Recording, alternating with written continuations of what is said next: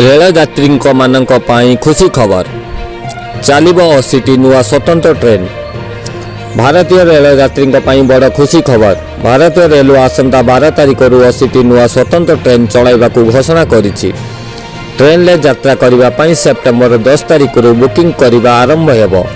एने railway board chairman Vinod Kumar Yadav कहते भारतीय रेलवे सेप्टेम्बर 12 तारिख 40 जोड़ा स्वतंत्र ट्रेन चलाइबो। एही 80टी स्वतंत्र ट्रेन पूर्व चलुवा 230टी ट्रेन सह चलिबो। रेलवे चेयरमैन आहुरी कहते जो स्वतंत्र ट्रेन चलुछि ताहा उपरे नजर रखाजिबो। परीक्षा पाई किंबा राज्य सरकार अनुरोध आधार में स्वतंत्र ट्रेन घोषणा करा जायछि। सूचना योग्य कोरोना महामारी को आखि आगे रखी रेलवे वर्तमान केवल 230टी स्वतंत्र ट्रेन चलाउछि। सेहीपरि कोरोना पाई रेलवे मार्च 22 तारिख पैसेंजर ट्रेन और मेल एवं एक्सप्रेस ट्रेन चलाचल बंद कर देइथिला।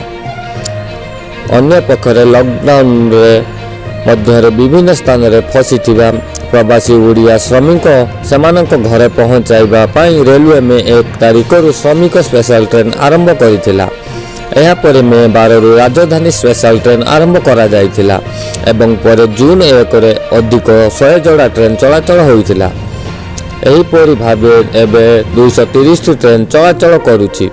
एबे नुआ 80टी स्पेशल ट्रेन आरंभ होबा परे गाड़ी संख्या वृद्धि पाइबो, जहा द्वारा यात्री मानक पई यातायात करबा पई अधिक सुविधा हेबो। आशा करूछि ए ट्रेन चलला परे आपण मानक समस्त सुविधा हो।